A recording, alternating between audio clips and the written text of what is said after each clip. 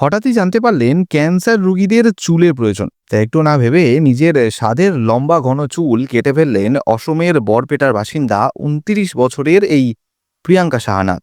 প্রায় 5 ফুটের লম্বা ঘন চুল তার, দাঁড়ালে প্রায় পায়ের গোড়ালিতে গিয়ে থাকে। ছোট থেকেই এই সুন্দর চুলের জন্য বন্ধুদের কাছে হিংসার কারণ ছিলেন তিনি। এই লম্বা চুলের পরিচর্যা করতেও বেশ সময় লাগতো তার। বলতে গেলে একরকম ভাবে তার অহংকারেরও কারণ ছিল তার এই লম্বা ঘন চুল।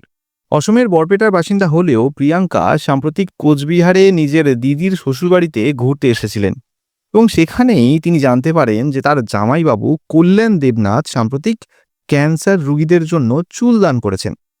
কেমোথেরাপি চলার ফলে রোগীদের মাথার চুল উঠে যায়, যার কারণে আলাদা করে চুল ইমপ্লান্ট করতে হয় রোগীদের মাথায়। একটি স্বেচ্ছাসেবী সংস্থার সঙ্গে যোগাযোগ হওয়ায় প্রিয়াঙ্কার জামাইবাবু সাম্প্রতিক এই চুল দান করেছিলেন। তো এই ব্যাপারটা যখন প্রিয়াঙ্কা জানতে পারেন, তখন তিনি ঠিক করেন তিনিও নিজের চুল দান করবেন। যেমন ভাবা তেমন কাজ। এরপর স্বামীর সঙ্গে গিয়ে নিজের চুল তুলে দেন কোচবিহারের ওই অনাসৃষ্টি নামক স্বেচ্ছাসেবী সংস্থার হাতে।